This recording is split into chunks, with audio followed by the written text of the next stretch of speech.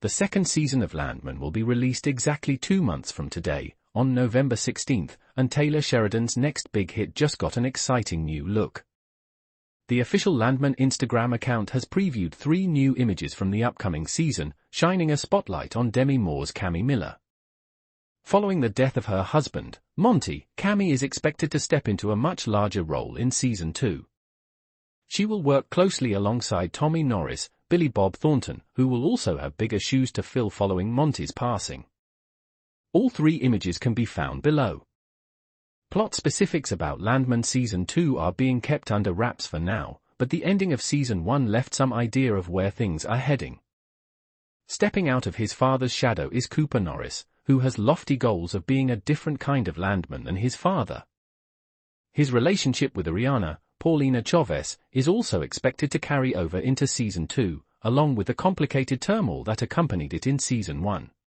Expect more equally hilarious and ridiculous hijinks from Angela, Ali Larter, and Ainsley Norris, Michelle Randolph, who will certainly be around to give Tommy a hard time in Season 2. For writer-creator Taylor Sheridan, Landman is one of only 3 projects airing new seasons this year.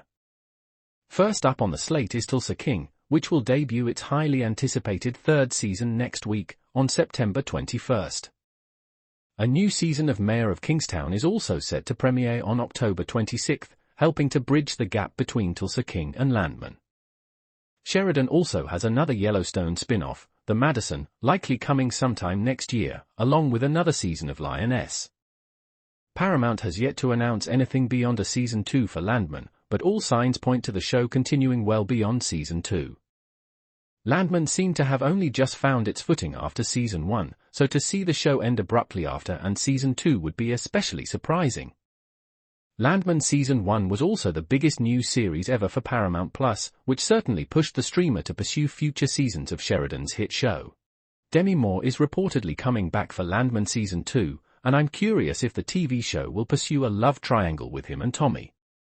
While I think this would be a strange move, and it would damage Tommy as a character in many ways, I wouldn't be all that surprised if it happened. Especially given that they'll be working in close contact in high-stress situations, it seems like a possibility. Filming is officially underway on Season 2 of Landman, and Kayla Wallace is celebrating her return to the world of West Texas oil in style. The actress took to social media with 2 posts this week, marking her arrival back on set. The first, a simple but exciting Round 2 caption, signaled her return to filming. The second followed shortly after, with Wallace writing, "So happy to be back with this team," alongside a carousel of behind-the-scenes photos featuring crew members, outdoor locations, and what looks like another long Texas day under the sun. And you know it's a hot sun down there. Wallace plays Rebecca Falcone, a sharp liability lawyer recruited by oil tycoon Monty Miller, John Hamm, in Season 1 to clean up the legal mess left in the wake of Tommy Norris, Billy Bob Thornton, increasingly messy dealings. Despite being just a few years out of law school, Rebecca proved to be no pushover, even if she's initially taken aback by the no-bullsh*T way of life. It's good to see her returning, though, as her personality was a spiky one and a nice contrast to the other prominent women in the show, with Michelle Randolph and Ali Larter's blonde excitement proving a bit much for some viewers. Landman barrels towards Season 2, Wallace's return suggests that Rebecca is going to continue to be central to the ongoing conflict between oil powerhouses, local communities, the mafia, the gangs, and the personal battles of those caught in the middle. So, basically, more of the same just turned up to 11. With Monty Miller dead following the Season 1 finale, the legal and corporate fallout is likely to be massive, and Rebecca is right at the heart of it as Tommy's closest legal representative. Landman is co-created by Taylor Sheridan and Christian Wallace, and is based on the Texas monthly podcast Boomtown and explores the rough, real-world politics and personalities fueling the West Texas oil boom. Alongside Wallace, the ensemble cast includes Billy Bob Thornton, Ali Larter, Jacob Laughlin, Paulina Chavez, Michelle Randolph, and James Jordan. The part of the show that's been a weakness all season is the one that feels the most well-developed in the finale. The personal lives of the Norris family are in brand new places. Ariana begins to get closure on Elvio's death, which also signifies hope for her and Cooper. And while Ainsley's relationship with Ryder is partly played for laughs, it resonates more when looking back at how her previous boyfriend treated her in the series premiere. She finally has someone who seems to fully appreciate her and is willing to stay with her. As for Angela and Tommy, there's not a huge turning point for them, but Angela supports Tommy when he needs her the most. It's good to see that part of the show finally have a major impact. Yet if the series isn't able to come back for another season, this finale isn't the best place to leave anyone who's not in the Norris family. Outside of the Norris clan, the crumbs of hope winds up pushing many characters to the sidelines. Demi Moore is given her meatiest scenes yet, as Cammy Miller talks to Tommy about what she wants for her future and that of her own family.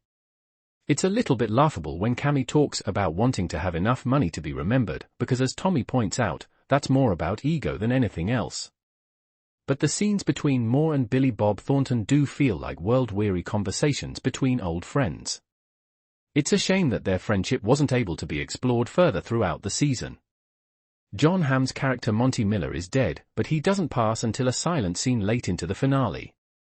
He may as well have died at the end of episode 9, because his wishes are executed once he becomes legally incapacitated.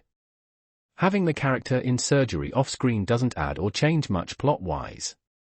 Tommy still has to rally the MTX team, and there's limited screen time for both Rebecca Falcone and Nathan.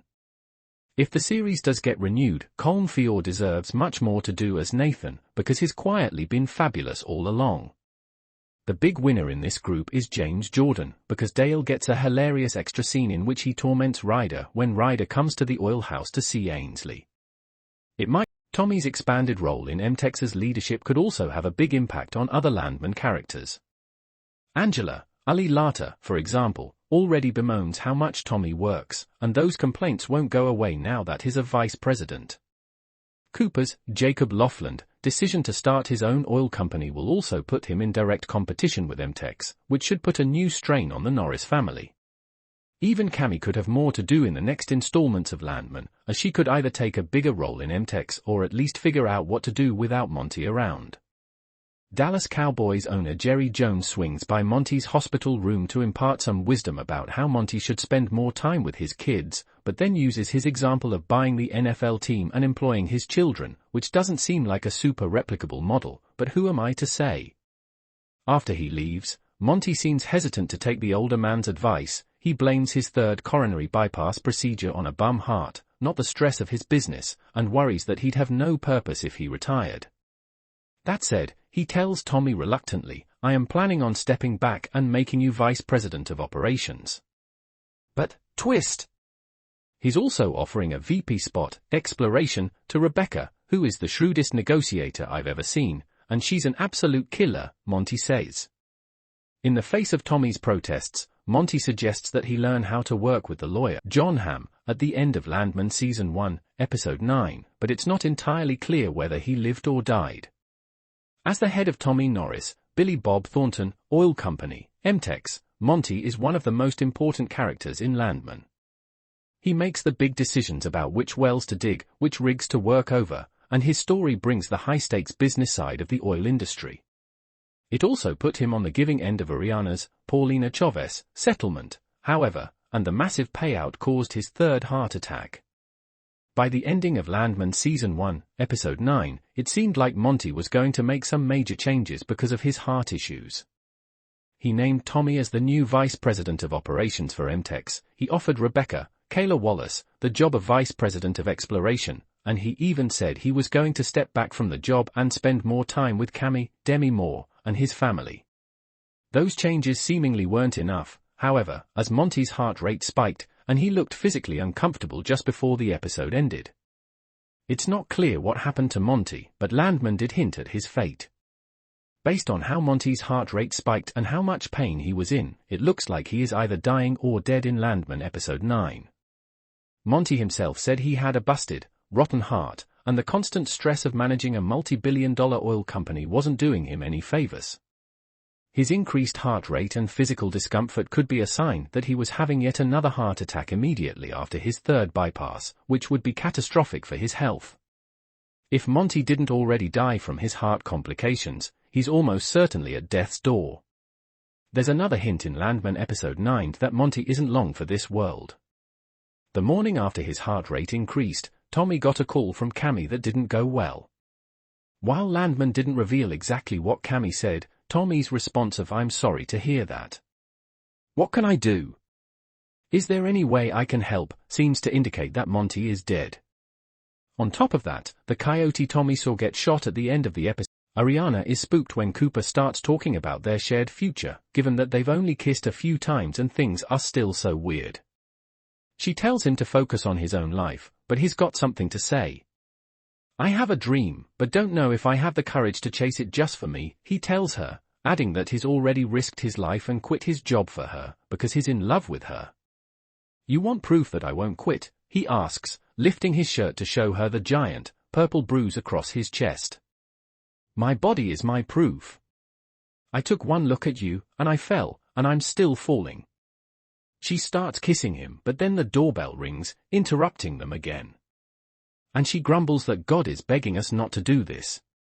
After she dispatches the door-to-door salesman, she climbs on top of Cooper and declares that they're going to find out if they truly have chemistry, and then her son starts crying from his crib. This is God's last warning. "If you don't take it, you're stuck with me," she quips as they keep kissing. Cooper is more than okay with that. Tommy returns home from seeing Monty to find that Angela has made paella and invited Ryder to stay for dinner. Just like in episode 5, Tommy makes a big fuss about how Angela went over the top with her expectations for the meal, and when they talk about it outside, he tells her he's happy to have her do whatever she wants, dinner-wise, as long as he doesn't have to participate. "I think we're supposed to side with him on this, but do whatever you want, but don't expect me to take part," is a bummer of a thing to hear from your partner. Ironically, the part of the show that's been a weakness all season is the one that feels the most well-developed in the finale. The personal lives of the Norris family are in brand new places. Ariana begins to get closure on Elvio's death, which also signifies hope for her and Cooper. And while Ainsley's relationship with Ryder is partly played for laughs, it resonates more when looking back at how her previous boyfriend treated her in the series premiere. She finally has someone who seems to fully appreciate her and is willing to stay with her. As for Angela and Tommy, there's not a huge turning point for them, but Angela supports Tommy when he needs her the most. It's good to see that part of the show finally have a major impact. Yet if the series isn't able to come back for another season, this finale isn't the best place to leave anyone who's not in the Norris family. Outside of the Norris clan, the crumbs of hope winds up pushing many characters to the sidelines. Demi Moore is given her meatiest scenes yet, as Cammy Miller talks to Tommy about what she wants for her future and that of her own family. It's a little bit laughable when Cammy talks about wanting to have enough money to be remembered, because as Tommy points out, that's more about ego than anything else. But the scenes between Moore and Billy Bob Thornton do feel like world-weary conversations between old friends. It's a shame that their friendship wasn't able to be explored further throughout the season. John Hamm's character Monty Miller is dead, but he doesn't pass until a silent scene late into the finale. He may as well have died at the end of episode 9, because his wishes are executed once he becomes legally incapacitated. Having the character in surgery off-screen doesn't add or change much plot-wise. Tommy still has to rally the MTX team, and there's limited screen time for both Rebecca Falcone and Nathan. If the series does get renewed, Colm Feore deserves much more to do as Nathan, because he's quietly been fabulous all along. The big winner in this group is James Jordan, because Dale gets a hilarious extra scene in which he torments Ryder when Ryder comes to the oil house to see Ainsley. It might be the funniest scene in Landman, period. It's flair from a nearby oil derrick. She decides that she likes him, and that she's going to test him. So she brings him to the nursing home where she and her mom have been volunteering, and she's delighted when he enthusiastically plays a game with some of the residents. She confides in one of the older women that she wanted to make sure that Ryder was interested in her for more than just sex. The hour seems like a turning point for Ariana and Cooper, so we couldn't wait to talk to Paulina Chavez, who plays Ariana, about what might come next.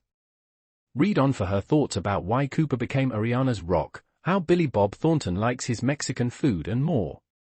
I've changed my mind about Ariana and Cooper Norris's relationship after Landman Season 1, Episode 8, and now I think they deserve to be together.